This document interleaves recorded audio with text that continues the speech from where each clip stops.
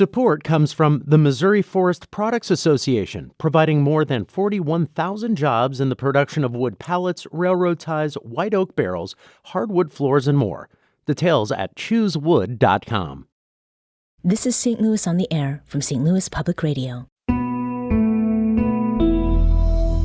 I'm Elaine Cha. I listened to it and said, no, it's perfect. I think I'm just kind of wired that way. It is my job to give them that hope. It's kind of amazing that no one from the hospital led me to any of those resources. But they may step up, and they may step up out of nowhere. We're going to have a party when you finish chemo, a party when you finish radiation, and we're going to get through this one day at a time together. You got it? Got it. Now, let me kiss your bald spot. Oh, so many to choose from.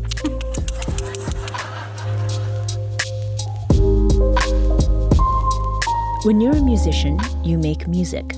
And when life gives you lemons, you make lemonade. Well, the Grammy-winning duo Cathy, Fink and Marcy Marxer certainly know music. As for lemons, and that's mostly not a euphemism, they got what inspired this. Let me tell you about my history with boobs. Breasts have been a recurring theme in my life. That's Marcy Marxer in All Wigged Out, a comedic musical she created with her art and life partner, Cathy Fink. It's a touching piece of art imitating life that tells their breast cancer story, as breast cancer patient and carer and supporter, respectively.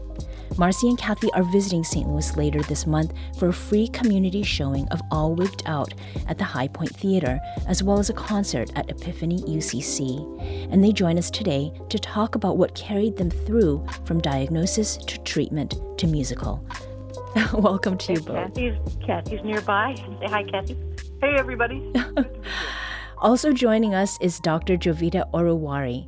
Dr. Oruwari is a breast surgeon and director of community breast health at SSM Health DePaul Hospital. She will be sharing the panel stage with Marcy and Cathy at the discussion after the All Wigged Out screening at High Point Theater on October 20th. Dr. Oruwari, welcome to you as well. Thank you. And thank you all for being on St. Louis on the Air. Now, let's start with the movie, the musical, All Wigged Out. Marcy and Cathy, why did you decide to make this, and for whom did you make it?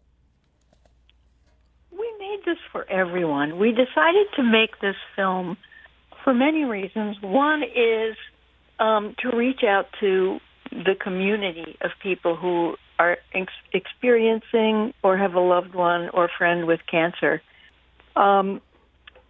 It's actually, I feel like the longer I've been a patient, the better patient I am. I had no experience going into this as a patient.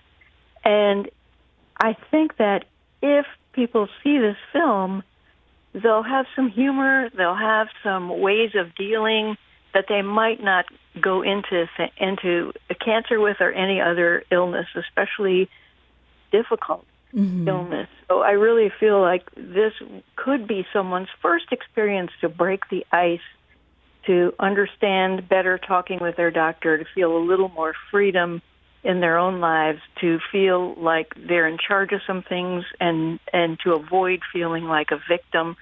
So this film gives people a little bit of a toolbox in life, any hard situation. And why was it that you chose comedy? I mean, was it partly what you saw missing from what was out there?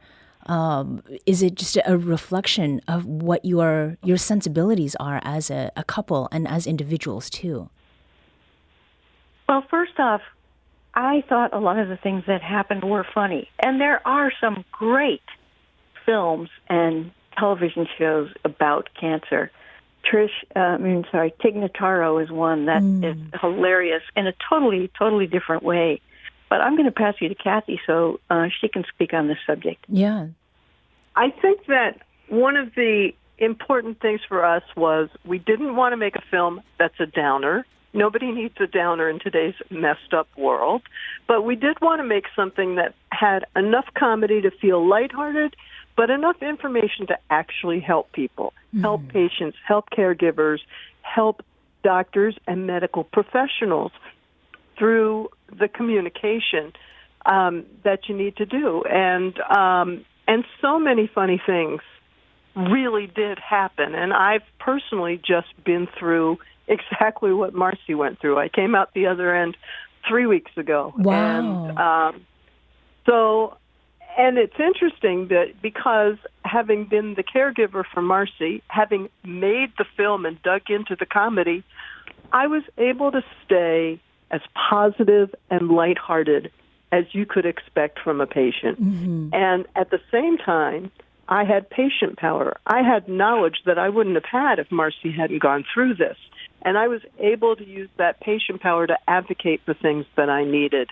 And one of the things we want to do with this film is give people permission and information on how to advocate for themselves or how to advocate for their loved ones. Mm-hmm. As Marcy said, we don't have to be victims. This is our body. Right. Let's take charge. Let's find out what's going on. Well, congratulations to both of you for having come out, as you said, Cathy, the other side. Now, Dr. Oruwari, like a framing and approach conversation I think is really useful here. And sort of talking about the difference or the similarities, in fact, between treating and caring for breast cancer patients and those who support them. What are some of the things that are different when you are approaching someone who is going to be supporting a person who has been diagnosed with breast cancer? I think I approach both individuals pretty much the same. I think the most important thing that people experiencing breast cancer and the people caring for them want to know is, am I going to die? Mm. And it is my job to give them that hope, because as long as there is hope, then there are still so many possibilities. So once we start from that framework of, yes, you're going to be okay, there is hope, then people listen to everything else you have to say. Otherwise, the conversation ends right there, you know. So I always want to start at a point of there is hope. Mm-hmm. Now, I'd like to hear a little bit more about the role of loved ones and community from the clinical perspective. The musical All Wigged Out begins with music, of course, but the first spoken lines actually come, Cathy, from you, even though Marcy is the partner who has breast cancer. I was the court jester, the waitress, the cook, the errand runner, the house cleaner, the snuggler, the organizer, the chauffeur, and the hand holder. I never resented a minute of it, and I never once felt it was a burden. I watched her keep a sense of humor, deny pity parties, and simply do what she needed to do to get through 6 months of terrible, 5.5 years of not so great, and all of it with that adorable smile. And that was Cathy Fink opening up the All Wigged Out musical. Dr. Oruwari, to what extent do partners or family members understand their role in supporting a breast cancer patient? I think every individual is definitely different, but a lot of the support people that I've had the honor of knowing truly understand their role. And their role is pretty much every single one of those things that Cathy mentioned in the film. They're the snugglers, the hand holders, the errand runners, the cook, chef, driver, everything. And that role is so important. And I want to note also that there are many women who don't have that. Mm-hmm. And outcomes are so much different for them than people who do have that. So that support means so much. Mm-hmm. And so how is it that you prepare partners, family members or loved ones for what they can expect to provide, doctor? And then, for those who maybe don't have that kind of support, what is it that you tell them? Well, there's really no way to prepare anyone for this. A lot of this is just one of those things you have to live through to understand, because no matter how much you tell someone that, you're going to need X number of treatments and you're going to need this, that, it's really something that has to be, unfortunately, experienced to understand. And some people take it very wittingly, every step of it. For people who don't have that, we try our best to provide them with some of that support. We provide transportation to treatments. We provide social services where they can have therapy, somebody to talk to them about things. There are organizations that will drop food off at your house. Mm-hmm. So, we're lucky in St. Louis that we have so many not-for-profit organizations that are just so willing to rise up to the challenge and do a lot of the things that people need that don't have the support that's important. Right. And how is it that non-family support plays a different kind of role, or perhaps a distinct role in these situations, especially for those who are providing care or support? You mean non-family care? Yeah, non-family care. Yeah, I mean that's non-family care is amazing because you're caring for someone who's not your family member. So you're doing something that you don't necessarily have to do. You're doing it because you want to. You want to do it. You want to give back. And that's truly amazing. Mm-hmm. And how does that help the family members themselves? Because, as we had said, the musical actually opens with Cathy speaking, although it is Marcy who's the one, at least through the journey of the musical, who has the diagnosis. Well, it does. I think it does help the family members to see that there are ways in which they can step up to help. It also helps the family members to know that there's non-family support because you can't always leave work to come help or to take them to treatments, etc. So some people have to work for a living, have to make their day-to-day wages. So they're not always available. So having that non-family support is just as important. So they say sometimes it takes a village, and it truly does. Right.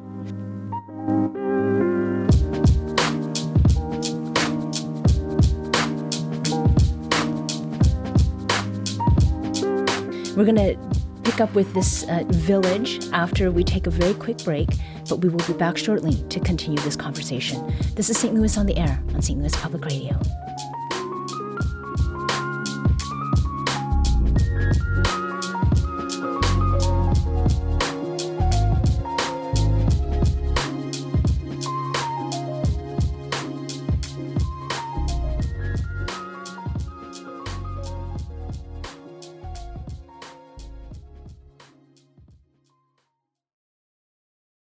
Support comes from the Missouri Forest Products Association, providing more than 41,000 jobs in the production of wood pallets, railroad ties, white oak barrels, hardwood floors, and more.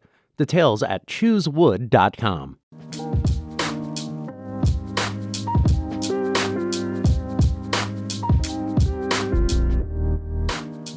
Welcome back. Before the break, we were talking about the function of the village, and we also were discussing the support that serves both the patient diagnosed with and being treated for breast cancer and for the carer who supports the patient. Now, there's a song in All Wigged Out that probably should be required listening for everyone, regardless of health circumstance. It's got a message, melody, and lyrics that speak to what's not helpful, and it's funny and face-palmy at the same time. Let's have a listen. A lot of us have good ideas, the simple and profound. Here's a word of caution before spreading them around. Unsolicited advice. Some folks say it isn't nice, so I better think twice. No unsolicited advice. Life can use a little spice, like adding flavor to life's rice. But I'm just rolling the dice with unsolicited advice. Discuss, inquire, or truth unmasked, but don't go answering questions that no one's ever asked. Unsolicited advice. I know that I would pay a price. Let me be concise. No unsolicited advice.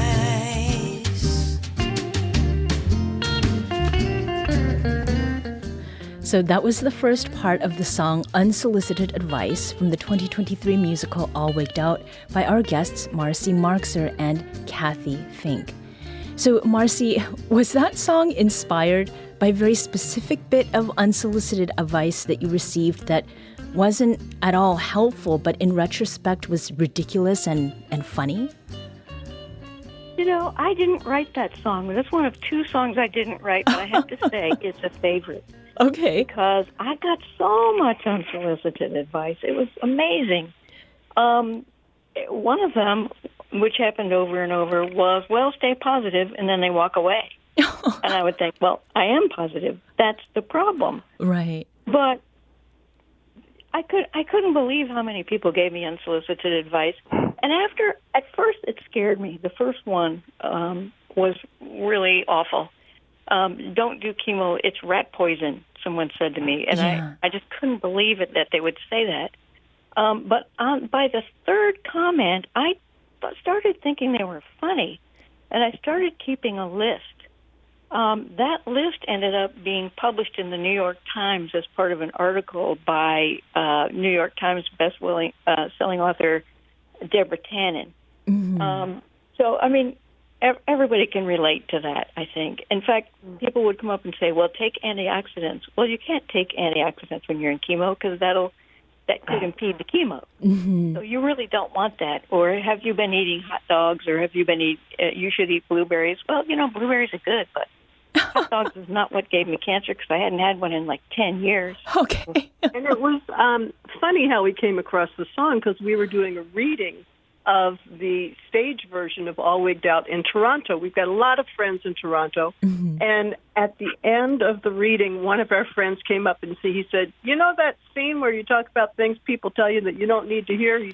He said, I have the perfect song for that, and it's yours. Oh. And we want to thank our friend Ken Whiteley for that because it's maybe one of the most popular songs in the whole show. Even if cancer isn't in your life, you've gotten some unsolicited advice, and you're going to be walking around singing that song. Yeah, definitely. So that was kind of sort of an unsolicited bit of advice that ended up being very useful. Absolutely. And Ken said, actually, you can take this song and change it if you want to, make it fit what you're doing. And I listened to it and said, no, it's perfect. Oh. It's perfect just the way it is. Now, interaction with medical professionals, Cathy was noting what she was going to do in that audio clip that we played earlier. What was making or what made vigilance in that way, Cathy, so necessary? Vigilance.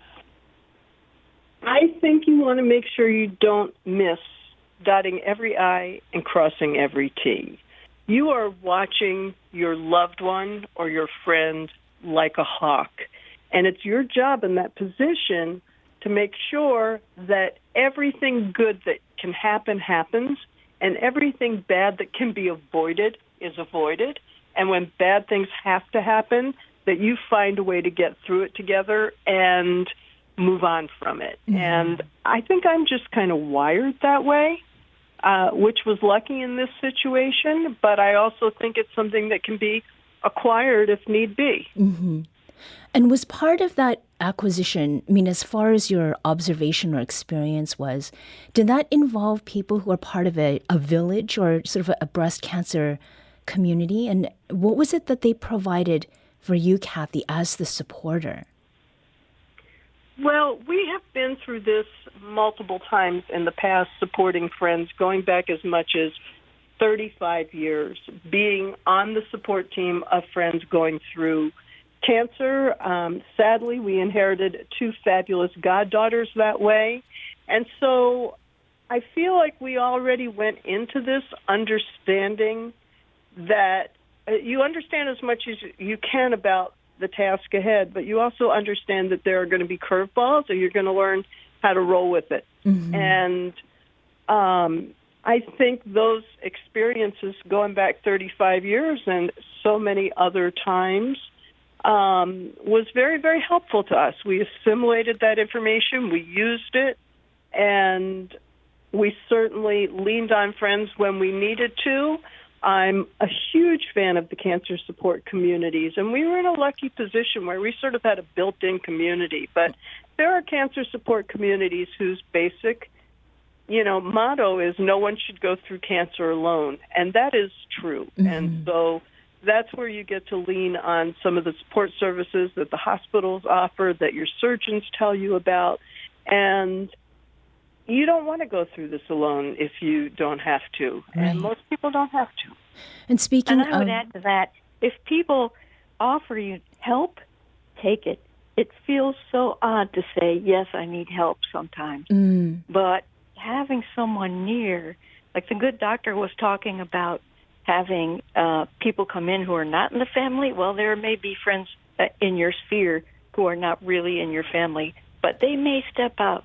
And they may step up out of nowhere, it seems, but they may be just the right personality to help you. And for me personally, I couldn't tell when some things were going wrong because there were so many things happening at once. Mm-hmm. But Cathy noticed.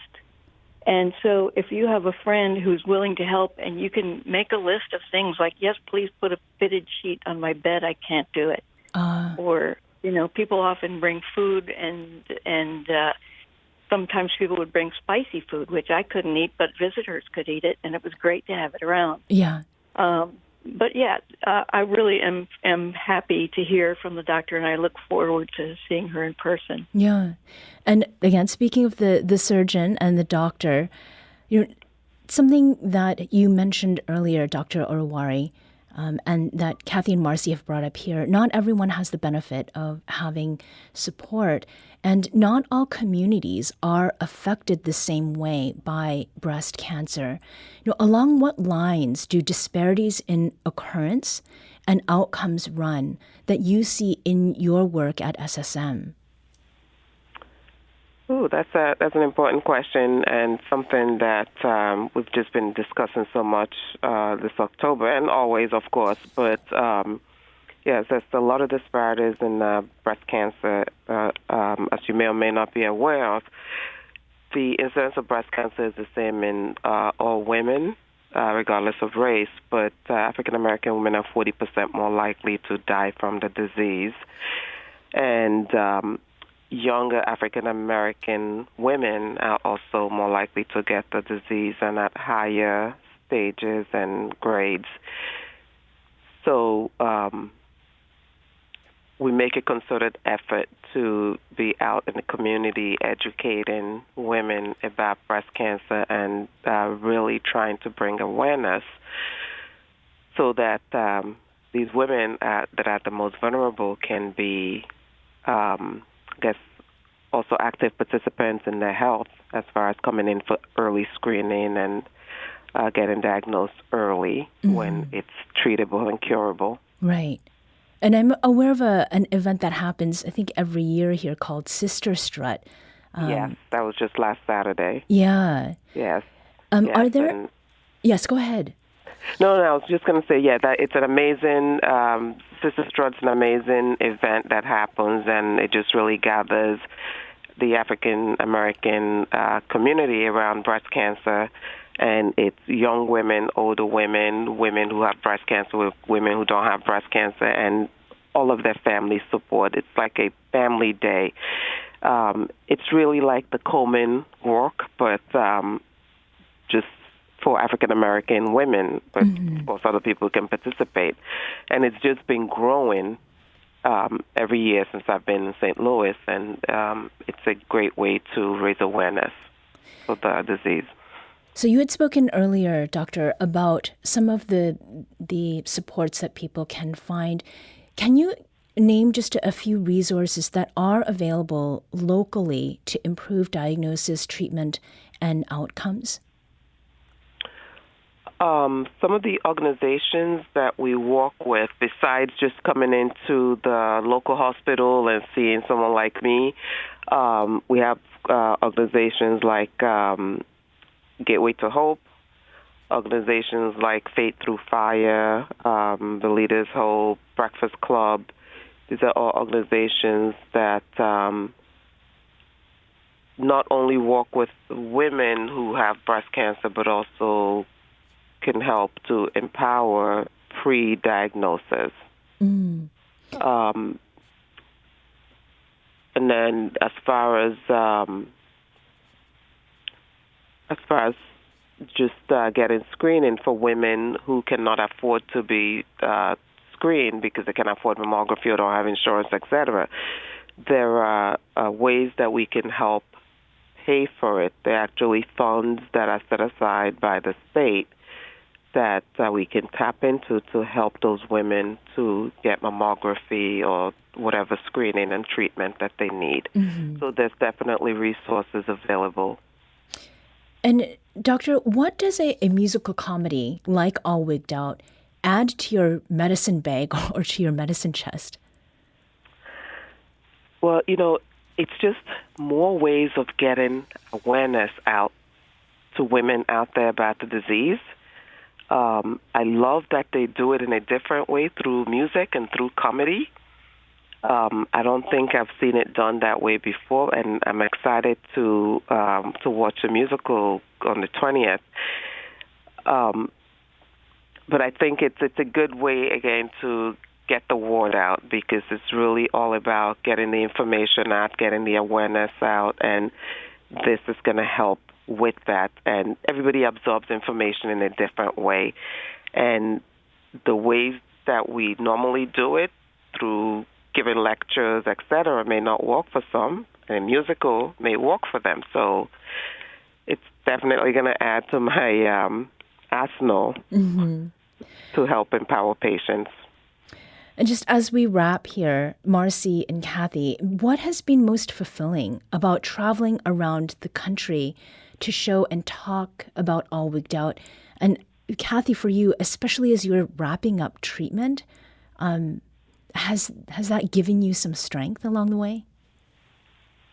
Well, I have been living in this little world I call the irony and the ecstasy, because the first day of promotion of All Wigged Out and our premiere in Maryland, where we live, happened on the day that I got my entire treatment plan, how much chemo, how much radiation, what the surgery was going to be, the whole deal. And it was sort of like being hit by a train from two different sides, and we still showed up and we screened the film. We had a great Q&A with fabulous people and a lot of love in the room. And I feel like we know that we're lucky because we do have health care and we had good care, but we really care about making sure that other people get those mammograms, get that early detection, follow through.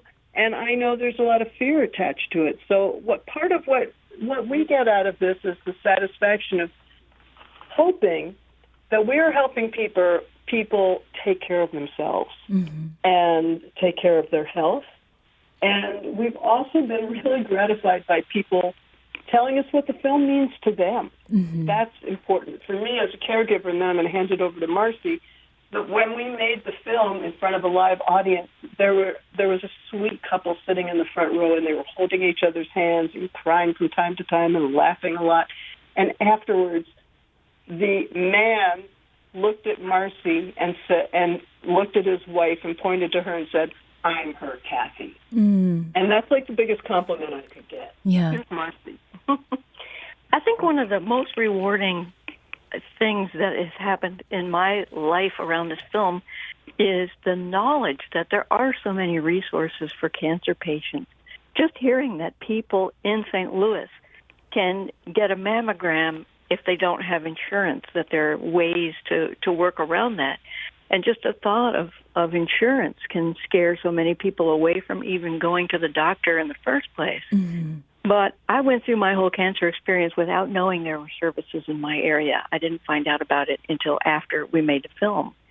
And it's kind of amazing that no one from the hospital led me to any of those resources. Not that it was their job to, but it seems like it might come up in conversation. Sure. Since they knew we weren't going to be working for several months.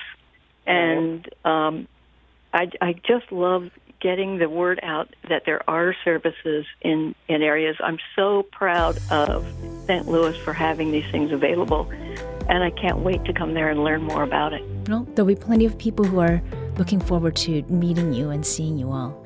Marcy Marxer and Cathy Fink are a Grammy-winning duo, life partners and creators of the comedic musical All Wigged Out. Dr. Jovita Oruwari is a breast surgeon and community breast health director with SSM Health, DePaul Hospital. Dr. Oruwari, Cathy, and Marcy, thank you so much for talking with us today. Thank you for having me. What a pleasure.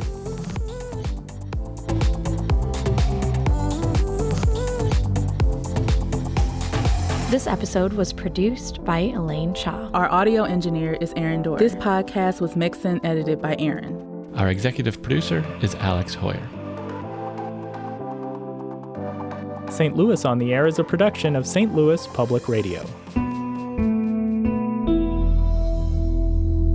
Understanding starts here. St. Louis on the Air proudly supports local artists by using music from Life Creative Group. Do you find yourself regularly listening to episodes of St. Louis on the Air?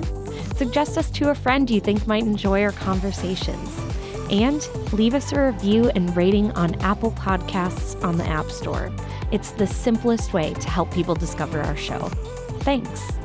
St. Louis Public Radio is a member-supported service of the University of Missouri St. Louis. Support comes from Missouri Forest Products Association, committed to sustainable and sound conservation of the state's forests, which support more than 41,000 Missouri jobs, resulting in a $10 billion industry. ChooseWood.com.